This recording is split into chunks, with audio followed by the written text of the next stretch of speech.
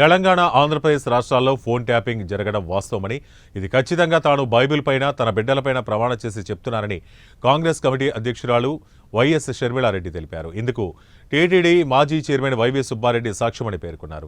దేశంలో బీజేపీను ఎదిరించే శక్తి ఒక్క కాంగ్రెస్ పార్టీకి మాత్రమే ఉందని, మోడీ అరాచక పాలనకు చరమగీతం పాడేందుకు ప్రజలు సిద్ధంగా ఉన్నారన్నారు. మతం పేరుతో పాలన సాగించే శక్తులకు ప్రజలు తగిన గుణపాఠం చెబుతారని ఆమె హెచ్చరించారు. ప్రజా సమస్యలపై నిత్యం స్పందించి పార్టీని గ్రామ, పంచాయతీ స్థాయిలో బలోపేతం చేసేందుకు చర్యలు తీసుకోవాలని కోరారు.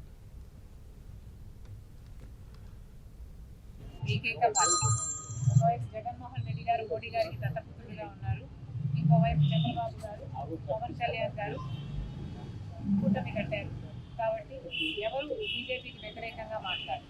బీజేపీ 11 సంవత్సరాలుగా ఆంధ్ర రాష్ట్ర ప్రజలకు అన్యాయం చేస్తున్నా కూడా విభజన హామీలలో ఏ ఒక్కటి అమలు చేయకుండా కనీసం ప్రత్యేక హోదా కాలేదు, 11 ఏళ్ళు అయింది, పోలవరం కాలేదు, రాజధాని కాలేదు, విశాఖ స్టీల్ ఎప్పుడు ప్రైవేటైజ్ చేస్తారో తెలియదు.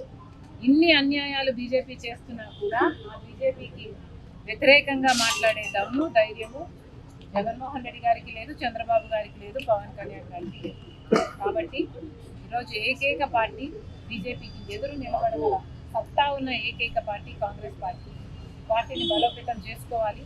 ఎలా చేసుకోవాలి, ముందు ఏ కార్యాచరణ ఉండబోవాలి, ఇవన్నీ కార్యకర్తలతో మాట్లాడడానికి, శ్రీకాకుళం జిల్లా నాయకులతో మాట్లాడడానికి ఇక్కడికి కాంగ్రెస్ పార్టీ అధ్యక్షురాలుగా నేను రావడం జరిగింది. చాలా క్షుణ్ణంగా వీళ్ళకున్న ఇబ్బందులు, లేకపోతే వీళ్ళకున్న సూచనలు, అభిప్రాయాలు ఇవన్నీ కూడా ఈరోజు డిస్కషన్కి వచ్చాయి. చాలా ఫ్రూట్ఫుల్గా జరిగింది.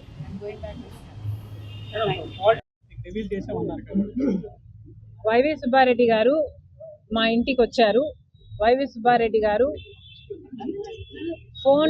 వాళ్ళు ఫోన్ ట్యాప్ చేసిన ఒక ఆడియో కాన్వర్జేషన్ నాకు వినిపించడం జరిగింది.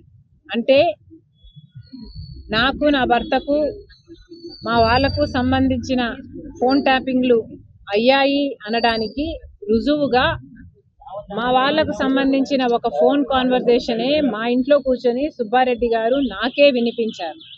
కాబట్టే నేను ఇంత ఖచ్చితంగా చెప్పగలుగుతున్నాను, ఫోన్ ట్యాపింగ్ జరిగింది. ఎందుకంటే ఆయన వినిపించడం జరిగింది, నేను వినటం జరిగింది. ఇంత క్లియర్గా, ఇంత ఖచ్చితంగా నేను ట్యాపింగ్ జరిగింది అని నేను చెప్పగలుగుతున్నాను అంటే, ఇదేదో కల్పితం కాదు అని నేను చెప్పగలుగుతున్నాను అంటే, నేనే కూర్చొని విన్నా కాబట్టి, నా చెవులారా నేను విన్నా కాబట్టి ఇంత ఖచ్చితంగా నేను బైబిల్ మీదైనా ప్రమాణం చేయగలను, నా బిడ్డల మీద ప్రమాణం చేసి చెప్తున్నాను. ఫోన్ ట్యాపింగ్ జరిగింది.